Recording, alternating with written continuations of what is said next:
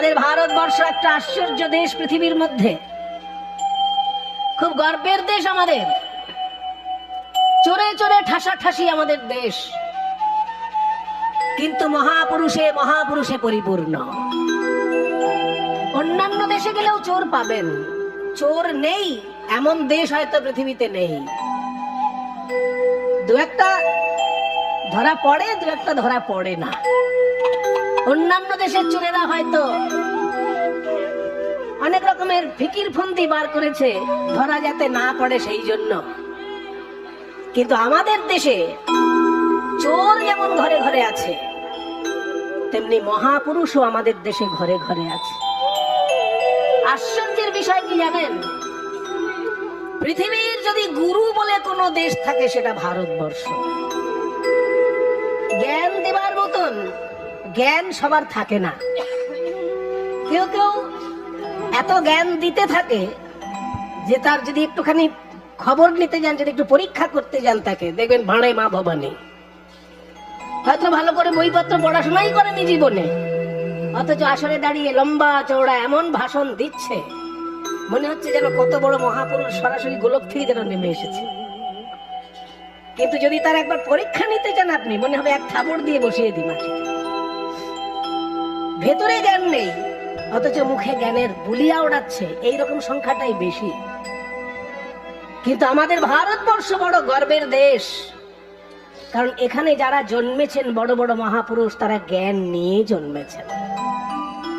যেমন রামকৃষ্ণদেব, তিনি তো কোনো পড়াশোনা করে জ্ঞান অর্জন করেননি। অনেক পড়াশোনা করা বড় বড় পণ্ডিত তাকে পরীক্ষা নিতে গিয়ে ঠকে গেছেন। অনেক বড় বড় পণ্ডিত তার সঙ্গে পেরে ওঠেনি শাস্ত্র যুক্তিতে। তিনি কিন্তু জ্ঞান নিয়েই জন্মগ্রহণ করেছেন রামকৃষ্ণদেব। কিন্তু রামকৃষ্ণদেব করেছেন বলে আপনিও এরকম রামকৃষ্ণ শাস্ত্রে লাগলেন। রামকৃষ্ণ যাকে তাকে শালা বলেছে বলে আপনিও কীর্তনের আসরে দাঁড়িয়ে যাকে তাকে শালা বলে দিলেন। এক থাবড় দিয়ে এইসব লোককে মাটিতে বসিয়ে দিতে হয়। আপনি রামকৃষ্ণ নয়।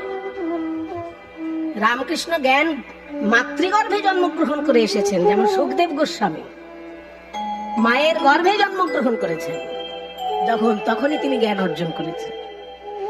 কারণ ভাগবত শ্রবণ করিয়েছিলেন বেদব্যাস গর্ভবতী স্ত্রীকে। সেই বিটিকা দেবী যখন গর্ভবতী, তখনই ভাগবত শ্রবণ করেছেন সুখদেব মায়ের গর্ভে। সেই গর্ভ থেকে ব্রহ্মজ্ঞান নিয়ে বাইরে আসছে এবং গর্ভ থেকে কথা বলছে। মহাপুরুষদের জীবনী সব ঘটনা আমাদের বিশ্বাস হয় না, কারণ আমাদের চোখের সামনে ঘটলেও আমরা বিশ্বাস করি না অনেক ঘটনা। সুখদেব গোস্বামীর যে আশ্চর্য জীবনী, গর্ভ থেকে কথা বলছে যে না আমি বাইরে বেরোবো না। কেন না, বাইরে বেরোলেই মায়া আমাকে গ্রাস করবে। বেদব্যাস কথা দিলেন যে আমার ব্রহ্মজ্ঞান যদি থাকে, আমার শাস্ত্র জ্ঞান যদি থাকে, আমি এমন কিছু কাজ তোমার উপর করবো যে তোমাকে মায়া স্পর্শ করবে না, তুমি বেরিয়ে এসো। তবে সুখদেব গোস্বামী মাতৃগর্ভ থেকে বেরিয়ে এলেন। সুখদেব গোস্বামী মাতৃগর্ভে জন্মগ্রহণ করেই জ্ঞান নিয়ে এসেছেন। রামকৃষ্ণদেব মাতৃগর্ভেই জ্ঞান নিয়ে এসেছেন। তা বলে তুমি ন। সেই জন্য রামকৃষ্ণ সাজা যেন না হয়। রবীন্দ্রনাথ ঠাকুর কলেজে পাশ করেনি, তা বলে তুমি যদি রবীন্দ্রনাথের বারবার তুলনা দাও যে রবীন্দ্রনাথটা কলেজে পাশ করেনি, আমিও রবীন্দ্রনাথ হয়ে যাব কলেজে পাশ না করে। রবীন্দ্রনাথ আর তুমি এক জিনিস নও। রবীন্দ্রনাথ যেসব পড়াশোনা করেছে তার একটা বইও তোমার জানা আছে কিনা আগে দেখো। রবীন্দ্রনাথের জীবনী যদি দেখো, দেখবে কত কঠিন কঠিন শাস্ত্র তিনি পড়াশোনা করেছেন, এবং যেটা উনি পড়েননি পরিষ্কার মুখ খুলে বলেছেন লোককে যে এটা আমার পড়া হয়নি, আমার দুর্ভাগ্য, আমার এই জীবনে সময় পেলাম না, এটা আমার পড়া হয়নি বলেছেন। আমি প্রমাণ জানি তাকে বলেছেন। সুখময় ভট্টাচার্য বলে একজন বড় পণ্ডিত ছিলেন সেই যুগে, সংস্কৃতের বড় পণ্ডিত, সারা বাংলা বিখ্যাত পণ্ডিত ছিলেন তিনি, সুখময় ভট্টাচার্য। সেই সুখময় ভট্টাচার্য বাংলাদেশে তার বাড়ি ছিল। তাকে তিনি বলেছিলেন যে আপনার যে বিরাট জ্ঞান, সেই ফলানোর জায়গা বাংলাদেশ নয়, ওখানে আপনার জ্ঞানের কদর হবে না, আপনি শান্তিনিকেতনে এসে ছাত্রদেরকে জ্ঞান বিতরণ করুন। তখন সুখময় ভট্টাচার্য অত বড় পণ্ডিত, তিনি রবীন্দ্রনাথের আহ্বানে বাংলাদেশ বাংলাদেশ থেকে এসে শান্তিনিকেতনের অধ্যাপক হয়েছিলেন।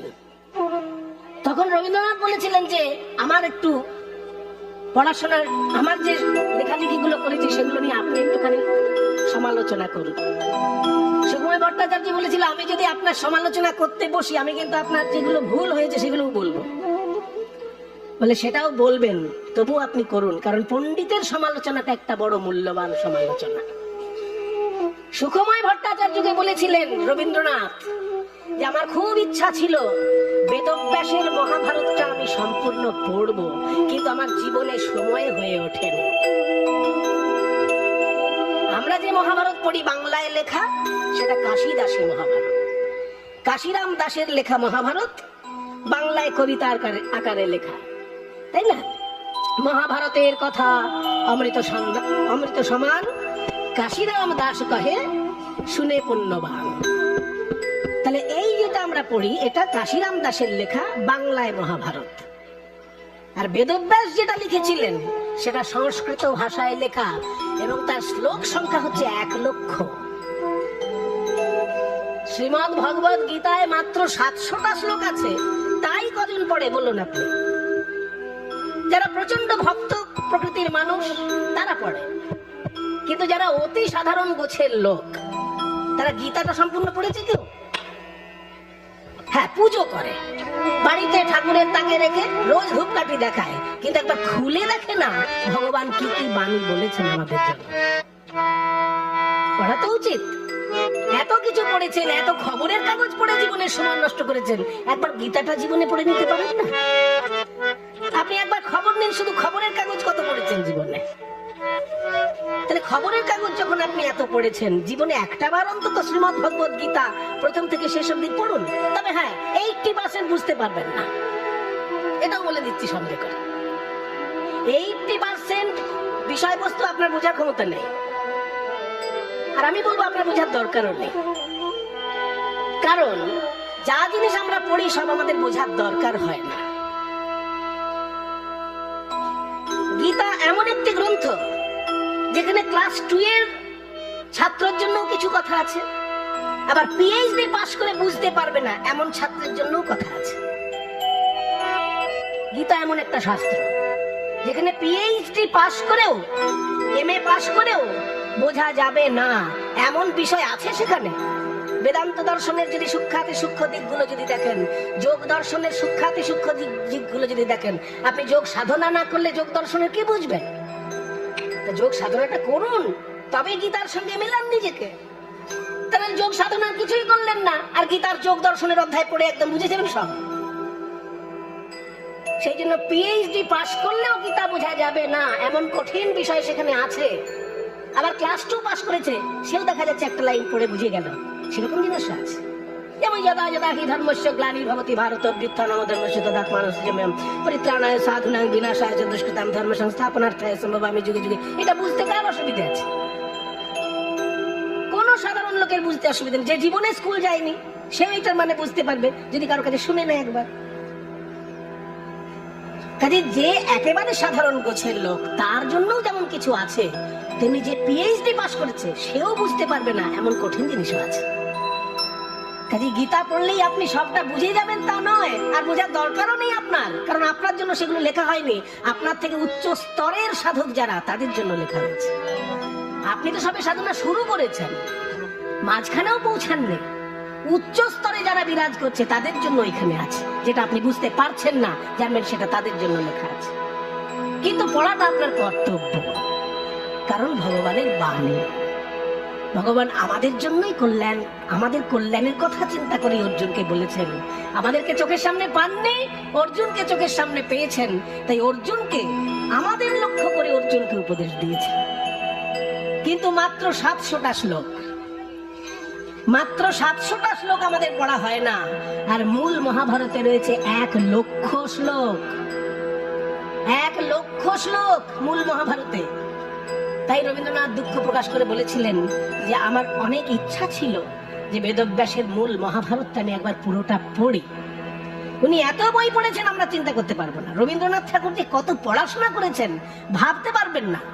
স্কুলের ডিগ্রি উনি গ্রহণ করেননি, কিন্তু পড়াশোনা যা করেছেন, বিরাট বিরাট পণ্ডিত সেই যুগে হার মেনেছে রবীন্দ্রনাথের কাছে।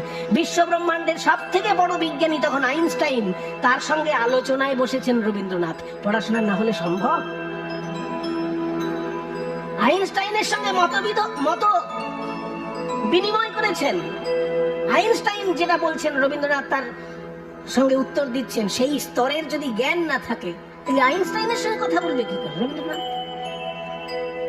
সেই জন্য উনি যে স্তরের জ্ঞানী ছিলেন, বিদ্যালয়ের অনেক ঊর্ধ্বের জ্ঞানী সেটা। তাহলে আমি রবীন্দ্রনাথ নই, আমি রবীন্দ্রনাথের উদাহরণ দিতে পারি না। আমার স্কুল যেতে ভালো লাগে না, সেটা আমি একটা ফাঁকিবাজ স্টুডেন্ট বলে, তাহলে রবীন্দ্রনাথকে টেনে আনতে পারি না আমার উদাহরণ দেখাতে। তাই কেউ কেউ ভারতবর্ষে এমন মহাপুরুষ এসেছেন, তারা মাতৃগর্ভে ব্রহ্মজ্ঞান নিয়ে জন্মগ্রহণ করেছেন। যেমন রামকৃষ্ণদেব, আমাদের ইতিহাসের মধ্যে জানা রামকৃষ্ণদেব, আর আমাদের ইতিহাসের পিছনে যারা, তাদের মধ্যে সুখদেব গোস্বামী, যারা ইতিহাসের অনেক আগের ব্যাপার। সুখদেব গোস্বামী মাতৃগর্ভে ব্রহ্মজ্ঞান, রামকৃষ্ণদেব মাতৃগর্ভে ব্রহ্মজ্ঞান নিয়ে এসেছেন আমাদেরকে দেওয়ার জন্য। সেই জন্য ভারতবর্ষ এমন একটা দেশ, এখানে চারিদিকে যেমন চোর ঘোরাঘুরি করছে, তেমনি এক একটা জেলায়, এক একটা গ্রামে বড় বড় মহাপুরুষ আছেন আমাদেরকে রক্ষা করার জন্য। আমাদের ভাগ্য যদি ভালো থাকে, সেই মহাপুরুষের একটু কৃপা পেলেই আমাদের জীবন ধন্য হয়ে যায়। একটু কৃপা, যদি রামকৃষ্ণদেবের একটুখানি কৃপা কেউ পায়, হয়ে যাবে। রবীন্দ্রনাথ ঠাকুরের যদি একটুখানি চর্চা কেউ করে, ধন্য হয়ে যাবে। চৈতন্য মহাপ্রভু এবং তার পার্ষদগণের একটুখানি যদি খোঁজ খবর কেউ নেয়, ধন্য হয়ে যাবে। একটু কৃপা পেলেই হবে। আজকে আমরা সেই একজন মহাপুরুষ ভক্তের কথা শুনব। তার আগে দেখি পদকর্তা কি বলছেন। পদকর্তা বলছেন, শ্রী গৌরাঙ্গের দুটি পদ, যার ধন সম্পদ, সে জানে ভকতি রসসার। টাকা পয়সা সবসময় ব্যাংকে থাকে না। টাকা পয়সা সবার কাছে, টাকা পয়সার সমান গুরুত্ব নয়। কারোর কারোর কাছে কীর্তনটাই সম্পদ, কারোর কারোর কাছে শ্রীমদ্ ভাগবতটাই সম্পদ, কারোর কাছে গীতা সম্পদ, কারোর কাছে জপমালা সম্পদ। সবার কাছে টাকা পয়সা সম্পদ নয়। তাই যদি হতো, তাহলে সনাতন গোস্বামী পাদ, রূপ গোস্বামী পাদ, এরা অর্থমন্ত্রী, প্রধানমন্ত্রী হয়ে মন্ত্রিত্ব পদদলিত করে বৃন্দাবনের পথে পা বাড়াতে। একটু মন্ত্রী হতে পারলে কতখানি ধন্য হয়ে যাই আমরা। 14 পুরুষের ব্যবস্থা করে যেতে পারি। যদি বাবা একটু লোক ঠকিয়ে, একটু ভালো করে রাজনৈতিক ভাষণ টাষণ দিয়ে জীবনে কেউ মন্ত্রী হতে পারে, অমনি তার 14 পুরুষের ব্যবস্থা হয়ে যাবে। বেনামি সম্পত্তি কিনে একদম 14 পুরুষের ব্যবস্থা করে দেবে। এগুলো তো চোখে দেখছি আমরা। কারণ এই যুগে যদি আমরা কেউ মন্ত্রী হতে পারি, 14 পুরুষের আর্থিক অন্তত দুর্ভাগ্য দূর করে দিতে পারি। কিন্তু সনাতন গোস্বামী, রূপ গোস্বামীকে দেখুন, তারা ছিলেন বাংলার প্রধানমন্ত্রী, তারা ছিলেন বাংলার অর্থমন্ত্রী, অথচ সেই মন্ত্রিত্ব পদদলিত করে তারা বৃন্দাবনের ধূলিকণা হৃদয়ে ধারণ করবেন বলে গেছেন। তাহলে তাদের কাছে স্বর্ণমুদ্রার থেকে বৃন্দাবনের ধূলিকণা বেশি মূল্যবান, তাই না? গোস্বামী যখন স্বর্ণমুদ্রা জমিয়ে রেখেছিলেন একজন মুদির কাছে, সনাতনকে যখন জেলখানায় দিল, এগুলো সবার জানা দরকার বাবা। এনারা আমাদের জীবনের মহাপুরুষ। বৈষ্ণব জগতে যদি কৃপা পেতে চাও, 6 জনকে ধরতে হবে। সেটা দেখবেন কি নাম সংকীর্তন পূর্ণতে লেখা আছে, জয়রূপ সনাতন ভট্ট রঘুনাথ, শ্রীজীব গোপাল ভট্ট দাস রঘুনাথ। এই 6 গোসাই, এই 6 গোসাই যাবে করুণা করিবে, ব্রজে রাধা কৃষ্ণ সেবা অবশ্য পাইবে। এই 6 গোস্বামীর কৃপা ছাড়া কিচ্ছু পাবে। এই 6 গোস্বামীর মধ্যে সনাতন গোস্বামী জেলখানায় গেছিলেন। কেন জেলখানায় গেছিলেন? আমাদের দেশের মন্ত্রীরা জেলখানায় যায় চুরি করার দায়ে, আর সনাতন গোস্বামী জেলখানায় গিয়েছিলেন মূর্তি ভাঙতে যাবেন না এই দোষে। আলাউদ্দিন হোসেন শাহ বলছেন আমি উড়িষ্যা আক্রমণ করব, সনাতন গোস্বামী বলছেন দয়া করে আমাকে সঙ্গে নেবেন না। কেন? তুমি আমার মন্ত্রী, আমার মাইনে খাচ্ছ বসে বসে, আমার সঙ্গে যাবেন না? বলছে আমি মাইনে খাচ্ছি কর্মচারী হিসেবে, কিন্তু আপনি যে কাজটি করতে উড়িষ্যায় যাবেন, আপনি উড়িষ্যা আক্রমণ করলেই অকারণে মন্দিরের উপর অত্যাচার করবেন, মন্দিরগুলোকে আপনি ধ্বংস করবেন। আর আমি একজন সনাতন ধর্মাবলম্বী হয়ে সেই কাজের সঙ্গে থাকতে পারি না। আপনি উড়িষ্যায় যাবেন, রাজার সঙ্গে যুদ্ধ করুন, বুকের পাটা থাকে তো রাজার সঙ্গে যুদ্ধ করুন, মন্দির ভাঙতে যাবেন কেন? আপনারাই বলুন, রাজায় রাজায় যুদ্ধ হবে, মাঝখানে মন্দিরগুলো ভেঙে দেওয়ার মতন কাপুরুষতা আর কিছু হতে পারে? এগুলো তো কাপুরুষতা। রাজার সঙ্গে যুদ্ধ করবি কর যদি বুকের পাটা থাকে, মন্দির কেন ভাঙবি? যদি বুকের পাটা থাকে তো রাজার সঙ্গে যুদ্ধ করো, রাজাকে হারিয়ে দাও, রাজ সিংহাসনে বসো। রাজা তো আর মন্দিরের ভিতর বসে থাকে না, মন্দিরের ভিতর ভগবান আছে। তো তুমি মন্দিরটা কেন ভেঙে রাজার সঙ্গে যুদ্ধ করছো? এগুলো কাপুরুষতা, এগুলো হচ্ছে মধ্যযুগীয় বর্বরতা। তাই আলাউদ্দিন হোসেন শাহ বললেন আমি উড়িষ্যা দখল করব। তখন সনাতন গোস্বামী বললেন আপনি যদি উড়িষ্যা দখল করতে যান, আপনার যুদ্ধ করা মানেই মন্দির ধ্বংস করা। আপনি শুধু যদি রাজার সঙ্গে যুদ্ধ করতেন তাহলে আমি কিছু বলতাম না, কিন্তু আপনি রাজার সঙ্গে যুদ্ধ করার নামে পথে যে কটা মন্দির থাকবে ভাঙতে ভাঙতে যাবেন। সেজন্য ওই অপকর্মের সঙ্গে আমি থাকতে পারবো না। আমি আপনার মাইনে খাই, কারণ আমি আপনার প্রধানমন্ত্রী, আপনার সমস্ত সমস্যা দূর করার আমার দায়িত্ব, কিন্তু আপনার মন্দির ভাঙার কাজে আমাকে সঙ্গে রাখার কোনো যুক্তি হয় না, ওই কাজের জন্য আমি মাইনে নিই না। তখন আলাউদ্দিন হোসেন শাহ বললেন ঠিক আছে, এত বড় বুদ্ধিমান মানুষ তো আর আমি পাবো না। সঙ্গে সঙ্গে উনি বলতে পারেন একে ফাঁসি দিয়ে দাও, কিন্তু বলেননি, কারণ সনাতন গোস্বামীর মতন বুদ্ধিমান মানুষ আর দ্বিতীয়টি ছিল না সেই যুগে বাংলায়। তাই বলেন প্রধানমন্ত্রী এই থাক, কিন্তু এই যখন আমার সঙ্গে যুদ্ধে যাচ্ছে না, একে জেলখানায় ভরে দাও, এই জেলখানায় থাক, আমি যুদ্ধ করতে যাই। এগুলো জানতে হবে প্রত্যেকটি মানুষকে, প্রত্যেকটি বাঙালির এটা জানা দরকার। তখন সনাতন গোস্বামীকে জেলখানায় ভরে দিলেন আলাউদ্দিন হোসেন শাহ, যুদ্ধ করতে গেলেন। আর সনাতন গোস্বামী জেলখানায় যখন ভরা আছে, যখন তিনি জেলখানায় আবদ্ধ আছেন, সেই সময় রূপ গোস্বামী আগেই চলে গেছেন বৈরাগ্য নিয়ে বৃন্দাবনে। কিন্তু সনাতন গোস্বামী যেহেতু জেলখানায়, রূপ গোস্বামী তার একটা ব্যবস্থা করে রাখলেন। কি না, হাজার হাজার স্বর্ণ মুদ্রা সেই সময় একজন ব্যবসায়ীর কাছে গচ্ছিত রেখেছিলেন রূপ গোস্বামী, যে হাজার হাজার স্বর্ণ মুদ্রা সব আত্মীয় স্বজনকে ভাগাভাগি করে দিয়ে দেওয়ার পর সম্পত্তি সব আত্মীয় স্বজনকে ভাগাভাগি করে দিয়েছেন। আর স্বর্ণ মুদ্রা যেগুলো ছিল তার একটা অংশ বৈষ্ণব ব্রাহ্মণকে দান করেছেন, আর একটা অংশ দরিদ্র মানুষকে দান করেছেন। সব দান দক্ষিণা সারার পর যে টাকাটা ছিল সেটা একটা জায়গায় গচ্ছিত রেখেছিলেন এক ব্যবসায়ীর কাছে। বলেছিলেন বিপদে পড়লে এই টাকা আমি আপনার কাছে চাইব, এটা আমার বিপদের জন্য রাখা। তো সেই ব্যবসায়ীকে তখন রূপ গোস্বামী চিঠি পাঠালেন যে আমার দাদা জেলখানায় আছে, ওই যে টাকা আপনার কাছে রেখে এসছি, ওই টাকার দ্বারা যে কোনো প্রকারে আপনি আমার দাদাকে জেলখানা থেকে মুক্ত করুন। তখন সেই ব্যবসায়ী করেছিল কি, যে জেলখানার রক্ষক ছিল তাকে গিয়ে ঘুষ দিয়েছিল। 7,000 স্বর্ণ মুদ্রা লেগেছিল, 7,000 স্বর্ণ মুদ্রা। একটা স্বর্ণ মুদ্রা মানে 1 ভরি সোনা। মায়েরা জেনে রাখো, 1 ভরি সোনা। সোনার গয়না খুব ভালোবাসে মায়েরা, সবাই, আমরাও ভালোবাসি। তাহলে এই আংটি পরেছি কেন? আমরা সবাই ভালোবাসি সোনা, কারণ সোনা ভারতবর্ষের মূল্যবান একটি ধাতু। সারা পৃথিবীতে কোন দেশে এত সোনা নেই যা সোনা ভারতবর্ষে আছে। খনির কথা আমি বলবো না, খনিতে হয়তো বেশি অন্যান্য দেশে থাকতেও পারে, কিন্তু ভারতে মানুষের ঘরে এত সোনা আছে, এটা গবেষণায় দেখা গেছে। পৃথিবীর অন্য কোন দেশে ঘরে ঘরে এত সোনা নেই, ভারতবর্ষে ঘরে ঘরে যত এত সোনা থাকে, এটা গবেষণার কথা। সেই জন্য সোনা আমরা সবাই ভালোবাসি। সেই রূপ গোস্বামীর যুগেও সোনার মুদ্রা ছিল, তখন সোনার টাকা, সেই একটা সোনার টাকা মানে 1 ভরি সোনা। 7,000 ভরি সোনা যত টাকা দাম হয়, এবার আপনারা হিসেব করুন। যদি মোবাইলে যদি লেখেন দেখবেন জায়গা পাবেন না, টাকাটা কোথায় গিয়ে দাঁড়াবে। 1 ভরি সোনার যা দাম, 10 গ্রাম নয় কিন্তু, 1 ভরি হচ্ছে 12 গ্রামে। 12 গ্রাম সোনা 1 ভরি হয়। কাজে 12 গ্রাম সোনার যা দাম, সেই দামের সঙ্গে 7,000 গুণ করুন, যে কয়েক কোটি টাকা হবে সেই টাকাটা ঘুষ নিয়েছিল জেলখানার যিনি সর্দার ছিলেন, সেই সর্দার জেলখানার সর্দার ঘুষ নিয়েছিলেন ওই কোটি কোটি যে টাকাটা আমি বললাম 7,000 স্বর্ণ মুদ্রা। সেই ঘুষ নিয়ে তবে সনাতন গোস্বামীকে ছেড়ে দিল।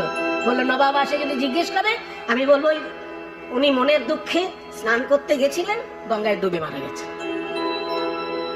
শুধু একটাই অনুরোধ আপনার কাছে, কোনোদিন যেন ঘুরে আর রাজসভায় আসবেন না। সনাতন বলল ভাই আমি যে দেশে যাচ্ছি সে হচ্ছে অমৃতের দেশ, সেইখানে গিয়ে এই সব তুচ্ছ বিষয়ের কথা আমার মাথাতেই থাকবে না। সেদিন বলে আপনি যান, আমি বলবো স্নান করতে গেছিল ও গঙ্গায় ডুবে মারা গেছে বলে দেব। তাহলে এই যে ব্যাপার রূপ গোস্বামীর এই যে অর্থ বুদ্ধি, যে সমস্ত আত্মীয় স্বজনকে সম্পত্তি বিভাগ করে দিয়ে দরিদ্রদেরকে বিতরণ করিয়ে দিয়ে তারপরেও কিছু টাকা বিপদের জন্য জমিয়ে রেখেছিলেন বন্ধুর কাছে, আর বন্ধু এমন ঠিক উপযুক্ত সময়ে সেই টাকা দিয়ে সনাতন গোস্বামীর জেলখানা থেকে মুক্তি ঘটিয়েছিল। তাই সে যুগের মন্ত্রী আর এ যুগের মন্ত্রীকে দয়া করে গুলিয়ে ফেলবেন না। এই যুগে মন্ত্রী জেলে যাচ্ছে মানুষের টাকা তছরূপ করার জন্য, আর সে যুগের মন্ত্রী জেলে গিয়েছিল যাতে ধর্মের প্রতি তার অন্যায় আচরণ না হয় সেই জন্য। আলাউদ্দিন হোসেন শাহের সঙ্গে যুদ্ধে যাবেন না বলে, কারণ উনি যুদ্ধে গেলে শুধু যুদ্ধ করবেন না, মন্দির ভাঙবেন, সেই অন্যায়টা তাদের সামনে সহ্য করবেন না বলে সনাতন গোস্বামী জেলে গেছিলেন। আর সেই জেল থেকে মুক্তির জন্য রূপ গোস্বামী বন্ধুর কাছে টাকা জমা রেখে দিয়েছিলেন। কাজে তারা টাকা পয়সা একেবারে সোনার টাকা পয়সা নিয়ে কথা, আমরা তো কাগজের টাকা পয়সা নিয়ে কথা বলি, আর তারা সোনার টাকা পয়সা নিয়ে কথা বলেছে। কাজে তাদের কাছে টাকা পয়সাটা, তাদের কাছে সম্পদ টাকা পয়সা নয়, বৃন্দাবনের ধুলা। তাদের কাছে যেমন বৃন্দাবনের ধুলাটাই সম্পদ, ঠিক তেমনি কোন ভাগ্যবান ভাগ্যবতী যদি গৌরাঙ্গের চরণটিকে সম্পদ ভাবতে পারে তার ভক্তি উদয় হবেই হবে। গৌরাঙ্গের দুটি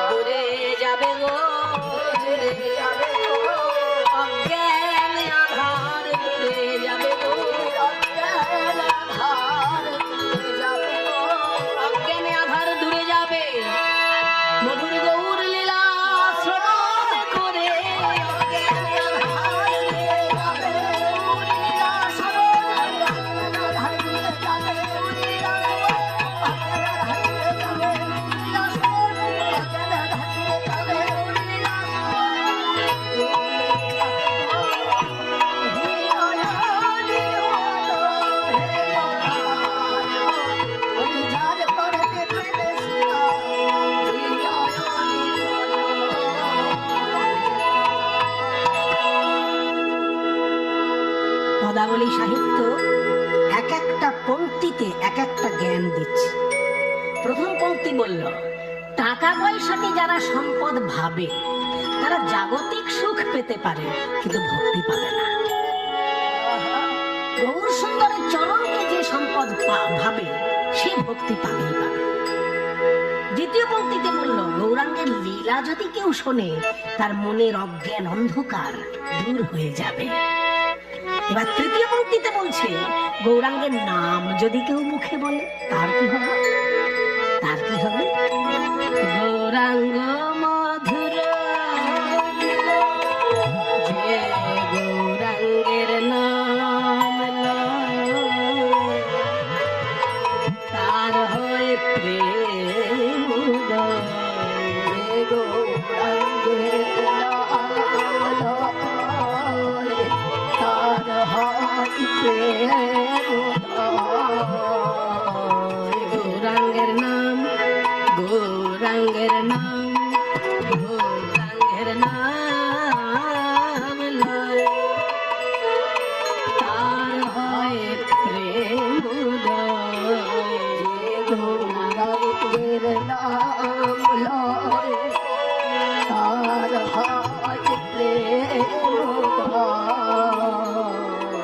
তার মই যাও বলিহারি,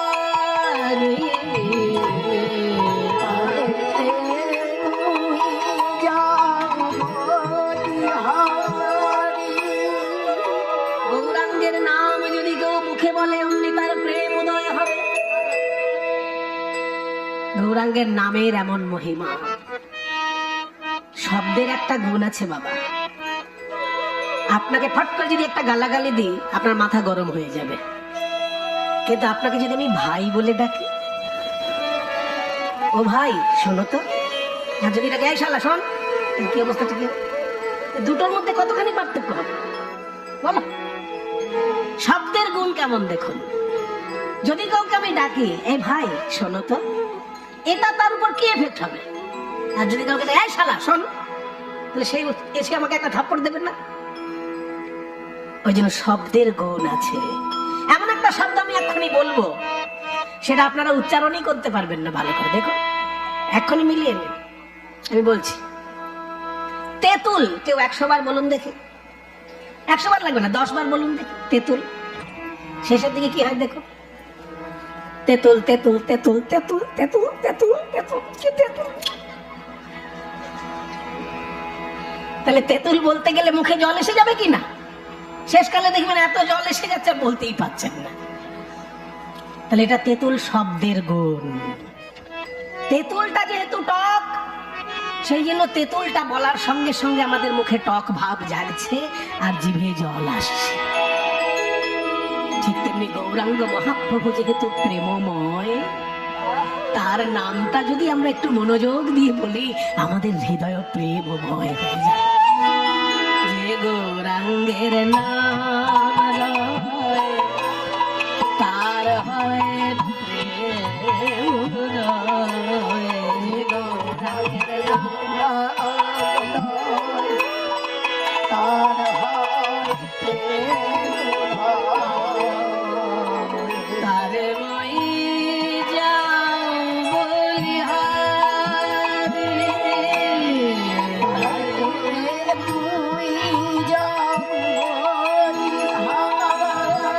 বলিহারি, বলিহারি বলিহারি বলিহারি।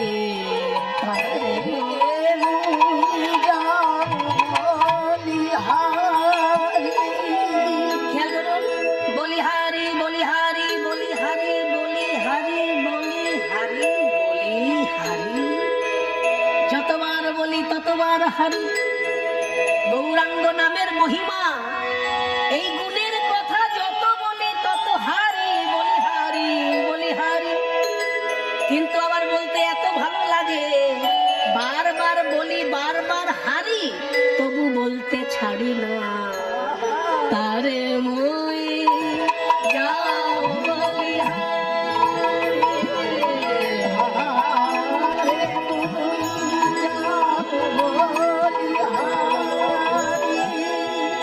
কোন কোন ভাগ্যবান এমন থাকেন যারা হা গৌর প্রাণ গৌর বলতে গেলেই তাদের 2 নয়নে অশ্রু বর্ষণ হয়। এমন ভাগ্যবান ভাগ্যবতী যদি কেউ থাকে, যার কণ্ঠে গৌর নাম উচ্চারিত হলেই নয়নে জল আসে, তার কি হবে জানো? তাকে আর মোটা মোটা বই পড়ে কৃষ্ণ লীলা জানতে হবে না, তার হৃদয়ে লীলা রস আপনি স্ফুরিত হবে। গৌরাঙ্গ নামেতে ঝুম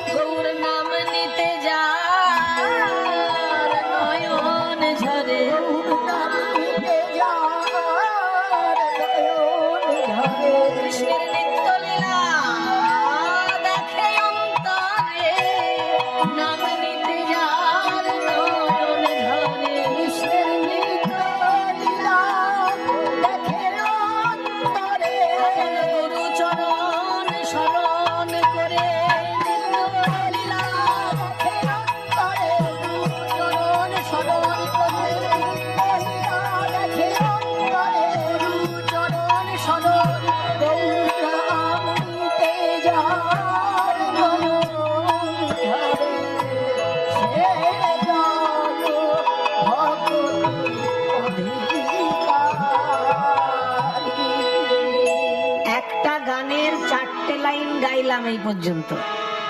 দেখুন কীর্তন কত মূল্যবান। কীর্তন হচ্ছে মূল পদাবলী সাহিত্য, শুধু ফালতু বকে যাওয়া কীর্তন গান নয়। কীর্তন গান হচ্ছে পদাবলী সাহিত্যের সাংগীতিক রূপ। যে পদটা আমি গাইলাম, এই গানের 4টে লাইন মাত্র গাইলাম, আর 4টে লাইনেই 4টে নতুন কথা পেলাম। আমাদের ধারণা ছিল পকেট গরম থাকলেই ভক্তি পাওয়া যাবে, পয়সা না থাকলে আবার ভক্তি হয়। এই যে ছেলেটা খোল বাজাচ্ছে, পয়সা না থাকলে খোল কিনতে পারবে? ওই যে উনি বাঁশি বাজাচ্ছেন, পয়সা ছাড়া বাঁশি কিনতে পারবেন? তাহলে উনি আবার বাঁশি বানাতে জানেন, উনি নিজের বাঁশি নিজে বানিয়ে নেন। তা বানাতে গেলেও যে বাঁশির বাঁশটা কিনতে হবে, পয়সা লাগবে তো। পয়সা ছাড়া ভক্তি হবে? তুলসী মালা যে পরবো, তুলসী মালাটা এমনি পাবো? কোন দোকান থেকে তো কিনবো পয়সা দিয়ে। অনেকেই ভাবেন যে পয়সা ছাড়া বোধহয় ভক্তি হয় না। পদকর্তা বলছে প্রথমেই তুমি ভুল পথে হাঁটছো। হ্যাঁ, সমাজে চলাফেরা করতে গেলে পয়সা অবশ্যই লাগে, কিন্তু ভক্তির জন্য পয়সা বাধ্যতামূলক নয়। গৌরাঙ্গের চরণকে যদি কেউ হৃদয়ে সম্পদ ভাবে, শুধু তার ভক্তি লাভ হবে। আর পয়সা দিয়ে তুমি তুলসী মালা কিনতেই পারো, কিন্তু যদি তোমার গুরুচরণে শ্রদ্ধা না থাকে, অথচ তুলসী মালা পরে ঘুরছো, ভক্তি হবে? তাই গৌরাঙ্গ মহাপ্রভুর চরণটা যদি কেউ সম্পদ ভাবে, তার ভক্তি হবে। এটা প্রথম কথা। দ্বিতীয় কথা শুনলাম যে গৌরাঙ্গের লীলা শুনলে মন পরিষ্কার হবে। তৃতীয় কথা শুনলাম গৌরাঙ্গের নাম মুখে বললে হৃদয়ে প্রেম জাগবে, ওই যে তেঁতুলের উদাহরণ। চতুর্থ কথা শুনলাম যে গৌরাঙ্গের নাম বলে যদি চোখে জল আসে, তাহলে হৃদয়ে মাঝে লীলা দর্শন হবে। এই যে 4টে মহিমা শুনলাম, তাতে যদি আমরা আবার শুধুমাত্র গৌরাঙ্গ মহাপ্রভুকে ভালোবাসি আর তার পার্ষদগণের খোঁজ খবর না নিই, তাহলে সেটা কিন্তু অন্যায় হয়ে যাবে। গৌরাঙ্গ মহাপ্রভুকে ভালোবাসতে গেলে তার পার্ষদদেরকেও সমানভাবে শ্রদ্ধা করতে হবে। চৈতন্য চরিতামৃতে বলেছে যে মহাপ্রভুকে মানো অথচ নিতাইকে মানো না, মহাপ্রভুকে মানো অথচ অদ্বৈতকে মানো না, মহাপ্রভুকে মানো অথচ হরিদাস ঠাকুরের সমাধিতে একবার প্রণাম করনি, তাহলে কিন্তু তুমি মহাপ্রভু ভক্ত হতে পারবে না। খুব সুন্দর একটা উদাহরণ দিয়েছে চৈতন্য চরিতামৃত, বেশ মজার উদাহরণ, মানে বাচ্চা ছেলে ভুলানোর মতন উদাহরণ। বলছে একেতে বিশ্বাস আর অন্যে অসম্মান, অর্ধ কুকুটিকা নেয় তোমার প্রমাণ। একটু আগে আমি বলেছি যে বাংলা ভাষা, সংস্কৃত ভাষা এমন কঠিন কঠিন জায়গা আছে যে পিএইচডি পাস করলেও সে বুঝতে পারবে না। এটার মানে কি চট করে কেউ বুঝতে পারবে যদি ঠিক ঠিক পণ্ডিতের কাছে অর্থটা না জানা হয়? চৈতন্য চরিতামৃতে পড়লেই কি মানে বোঝা যাবে? এই যে আমি বলছি, কই মানে বুঝতেই কেউ বলছে একেতে বিশ্বাস আর অন্য অসম্মান। আমি তো সংস্কৃতে বলছি না, বাংলাই বলছি। বাংলাই এত কঠিন যে বোঝা মুশকিল। একেতে বিশ্বাস আর অন্য অসম্মান, অর্ধ কুকুটিকা নেয় তোমার প্রমাণ। এর মানে কি? ফার্স্ট লাইনটা বুঝলাম, সেকেন্ড লাইনটা কি? অর্ধ কুকুটিকা নেয়। এবার ভেঙে চুরে বুঝুন। অর্ধ মানে অর্ধেক, কুকুটিকা মানে, বলে এটা খুব চেনা জিনিস আপনাদের, কিন্তু বাংলাটা জানেন না। মুরগি, মুরগি, মুরগি চেনে না এমন বাঙালি বর্তমানে কে আছে বাবা? সেই জন্য মুরগিকে সংস্কৃত ভাষায় বলে কুকুটিকা। প্রাচীন ভাষায় বাংলাতেও কুকুটিকা বলা হতো, পণ্ডিতরা কুকুটিকা বলতেন। তাহলে অর্ধ কুকুটিকা মানে অর্ধেক মুরগি। এই অর্ধেক মুরগির দশা হবে তোমার। এই ব্যাপারটাকে বুঝতে গেলে ছোট্ট একটা হাসির গল্প শুনতে হবে। একজন একটা মুরগি পুষেছে, তার সে ঘন ঘন ডিম পাড়ে। আর তার পাশে এক বন্ধু মুরগি পুষেছে, সে আবার ঘন ঘন ডিম পাড়ে না। তো যখন ঘন ঘন ডিম পাড়ে না, যার মুরগি ডিম পাড়ে না তার মনটা খারাপ না? পাশের বাড়ির লোকের মুরগি রোজ ডিম হচ্ছে আর আমার বাড়ির মুরগির ডিম হচ্ছে না, তা আমার মনটা খারাপ হবে। তো একদিনকে গিয়ে ওই লোকটাকে বলল যে শোন ভাই, তোর মুরগি তো খুব ভাগ্যবান, তুই এমন মুরগি পেয়েছিস যে ঘন ঘন ডিম পাড়ে, আর আমার দেখ অপায়া কপাল। আমার মুরগি ডিমই পারে না। তোর মতো যদি আমার মুরগি ঘন ঘন ডিম পারতো তাহলে আমি রাতারাতি দুতলা বাড়ি করতাম। বলে রাতারাতি দুতলা বাড়ি করবি কি করে মুরগির ডিম? বলে হয় হয়, বুদ্ধি থাকলে হয়। তো বুদ্ধি নেই, কিছু করতে পারছিস না। বুদ্ধি দে একটু। শোন, মুরগির ডিম মুরগির পেটে থাকে, সারা গায়ে কি আর ডিম থাকে? ওই জন্য পেটটাকে বাড়িতে রাখ, আর বাকি মুরগি কেটে মাংস দরে বিক্রি করে দে, ওই মাংসের টাকাটা ফিক্সড ডিপোজিট করে দেবে। এইরকম বন্ধুর বুদ্ধি যদি কেউ শোনে, কোনো হতভাগা যদি শোনে, তার মুরগি আর জীবনে ডিম পারবে? তা মুরগির ডিম, আমি কিন্তু চরিতামৃত থেকে বলছি, কোনো বাজে গাল গল্প করছি না। সেখানেও এত হাসির জিনিস আছে, আমরা খোঁজ খবরই রাখি না। যে সেখানে শুধু কঠিন কঠিন শ্লোক নয়, এরকম হাসির জিনিসও আছে সেখানে, কিন্তু আমরা খোঁজ খবর রাখি না, তাই জানি না। বলছে মুরগিদের থেকে যদি ডিম পেতে চাও, তাহলে শুধু মুরগির পেটটাকে বাড়িতে রাখলে হবে না, মুরগির গোটা অংশটাই বাড়িতে রাখতে হবে। ঠিক তেমনি কৃপা যদি পেতে চাও, শুধু মহাপ্রভু নয়, পঞ্চতত্ত্বেরই উপাসনা করতে হবে। বলো শ্রীকৃষ্ণ চৈতন্য প্রভু নিত্যানন্দ, শ্রীবাসাদি গৌর ভক্তবৃন্দ।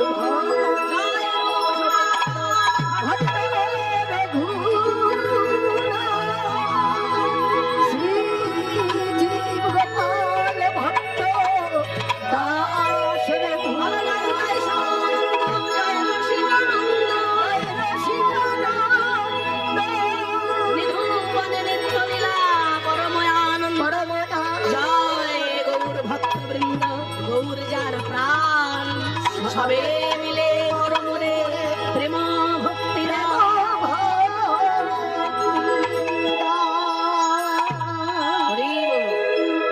ওই জন্য পদকর্তা সাবধান করে দিচ্ছে যে মহাপ্রভুকে ভালোবাসলে শুধু গৌরাঙ্গকে ভালোবাসলে হবে না, তার পার্ষদগণকেও সমানভাবে ভক্তি করতে হবে। গৌরাঙ্গের সঙ্গীগণে নিত্য সিদ্ধ করি মানে আমার শ্রী গৌরাঙ্গের সঙ্গীগণে নিত্য সিদ্ধ করি মানে ব্রজেন্দ্র সুতপা গৌরমণ্ডল ভূমি যে বাজারে চিন্তামণি, গৌরমণ্ডল ভূমি যে বাজারে চিন্তামণি, গৌরমণ্ডল ভূমি যে বাজারে চিন্তামণি। হয় ব্রজ ভূমে ভেদ যেন করোনা, ভেদ যেন করোনা, নবদ্বীপ শ্রী বৃন্দাবন ভেদ যেন করোনা, নবদ্বীপ বৃন্দাবন ভেদ যেন করোনা, নন্দনন্দন সচিনন্দন ভেদ যেন নন্দনন্দন সচিনন্দন ভেদ যেন করোনা, ভক্তগণের গোপীগণ ভেদ যেন করোনা, ভক্তগণের গোপীগণ ভেদ যেন করোনা। তারিত হয় রে বৃন্দাবনে বাস, তারিত হয় রে বৃন্দাবনে বাস, তারিত হয় রে বৃন্দাবনে বাস, তারিত হয় রে বৃন্দাবনে বাস, তারিত হয় রে। যে বাজানে চিন্তামণি, যে বাজানে চিন্তামণি, গৌরমণ্ডল